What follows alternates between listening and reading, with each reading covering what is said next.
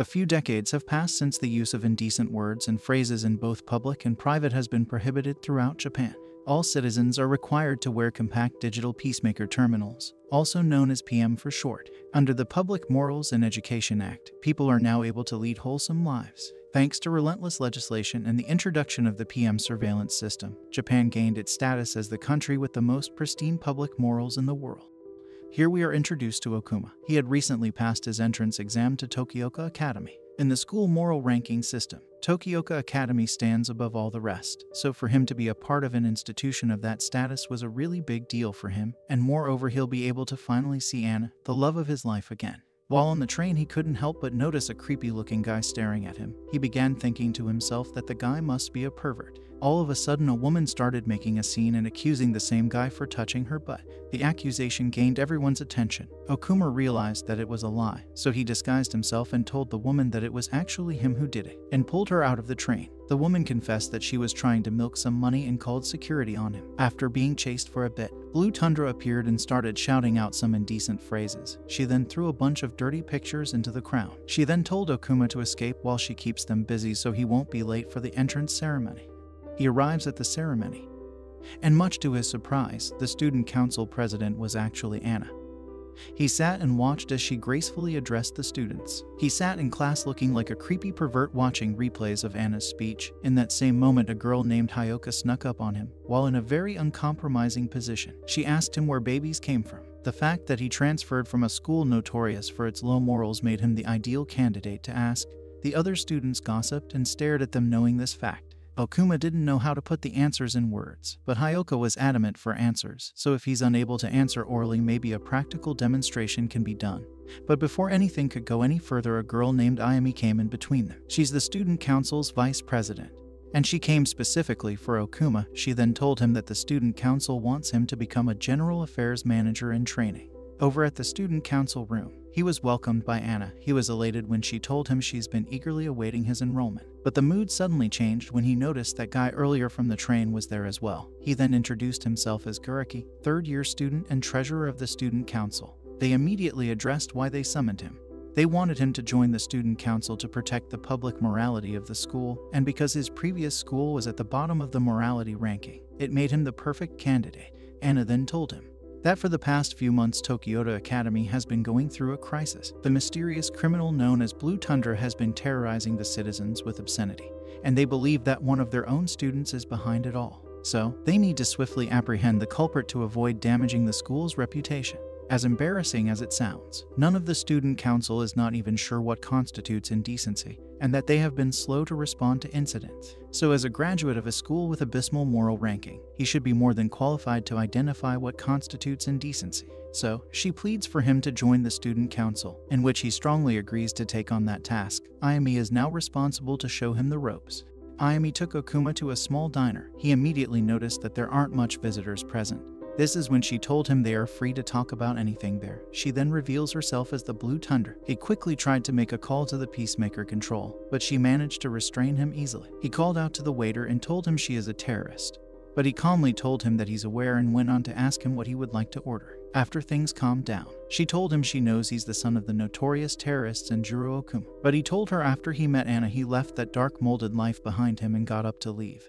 But she made it clear to him that since he knows her true identity, she won't let him simply leave. She tied him up in the storage room under the diner. She then tells him he will help her form the naughty terrorist group SOX and bring down the Public Morals and Education Act. He rejected her proposal, stating it was pointless and dirty, but she insisted that it was not and showed him the full meaning of SOX. She told him the both of them together can change society. She's able to say blacklisted words without activating her PM system because of a device she has. So, if he's not willing to join, she'll report him as a sex offender and they'll be able to track him down with the rope he used to escape. The first mission of SOX is to hit the school's assembly with a full-on terrorist strike. During the assembly, the lights went out and barrage of dirty pictures were released over the assembly area. Meanwhile, Okuma, dressed as a female student, is out drawing some kind of diagram on the field, while Ayumi, on the other hand, displayed a video of two flies mating on the assembly monitor. While the video played, she began to make some indecent sounds and puns. This caused the students to begin feel sensations that are beyond their comprehension. Anna and Guraki ran out towards the field to try and catch the culprit, but by the time they arrived he was already gone, and they only saw the symbol of an electric plant. Later that day, Ayumi teased Okuma with her food, stated that it only looks dirty because of how he depicts it in his mind. It was a job well done. Okuma denied the fact that he enjoyed any bit of it. His instructions was to draw the male's reproductive organ, but he went and draw something absolutely different. Tokioka students lack the knowledge of biology, but after seeing the video, they'll now have an idea where babies come from. The next day, while on the roof, Ayumi gave Okuma a map for their second mission. The map detailed a spot where he's to go and retrieve some adult magazines. They then made copies of the content and placed them in spots all over the school so students could find them. A health examination is to be conducted at the school the next day, and their mission is to sabotage it. Okuma, dressed as Blue Tundra, started an uproar on the school. He was chased by Anna and Guriki. He was cornered and had to hide before he could get caught. Ayumi showed up and lured them away.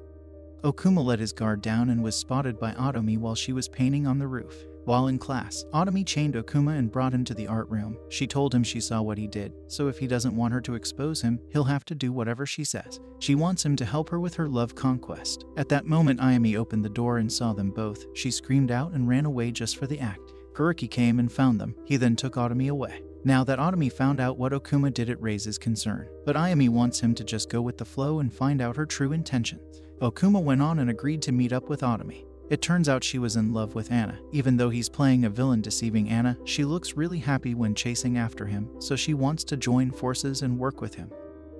Now that there are 3 members of SOX, the next mission should be easier. In a nearby forest, there is a huge stash of adult magazines hidden away underground. It's a treasure trove containing everything they could possibly want. For this mission, they will need 3 weeks to prepare because the forest is private property and is tightly guarded by PCM. They won't be able to go in alone. They'll have to spread the word about its existence all around the school campus so they can get as many students involved as possible.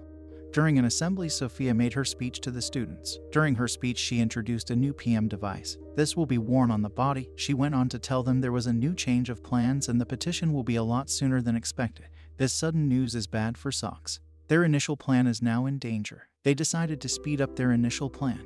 Otomi immediately began drawing her dirty illustrations so that Okuma could spread them as well as the forest maps throughout the school. While trying to discreetly execute his mission, he was spotted by Anna, who then confronted him. He made an escape at first, but she kept on getting in his way, curious to know what he was doing. It got to the point where he could not take it anymore. While trying to escape, he dropped the bag by accident. While they were on the roof plotting, Sophia's men raided the school and got rid of every bit of indecent element they could get their hands on. The day has now arrived for the nationwide petition. Ayumi knows that she cannot just sit and do nothing, so she decided to carry out the mission with or without the help of the other students no matter what. Okuma knows he couldn't let her do it all by herself, so he tagged along. At the entrance of the forest, they noticed it was heavily guarded. Ayumi instructed Okuma to stay back so she could go in alone. But before she could enter, here came an army of students charging towards the forest entrance. Leading the charge was Hyoka. Back at the school, Sophia was enraged when she saw that no one was there, so Anna volunteered to go out and search for them. While the students bombarded the premises, Ayumi and Okuma were planning their next move when suddenly Anna arrived. They made a run for it but found it hard to escape because of Anna's relentless pursuit. Ayumi threw Okuma down the hill and played the scapegoat, but luck was in their favor as Okuma fell right inside of the treasure trove where all the dirty magazines were hidden. Now that they were able to retrieve some of the magazines, Otomi is now able to use them as reference to create more drawings. Ayumi celebrates their success, but the mission is still not over yet. The following day, a press conference was being held and broadcasted on live television. A news report showed boxes being unloaded which was thought to have contained all the signed petitions, but when Sophia showed the documents to the nation, it was actually Otomi's drawings. All the signed documents have been replaced with drawings. The mission has now been deemed successful. Even though the papers got destroyed, Sophia got into a lot of trouble for showing such an inappropriate picture on air. This is where this story ends for now. If you like my video, feel free to leave a like and comment your thoughts down below. Please consider subscribing so you won't have to miss any new uploads. Thank you all for watching.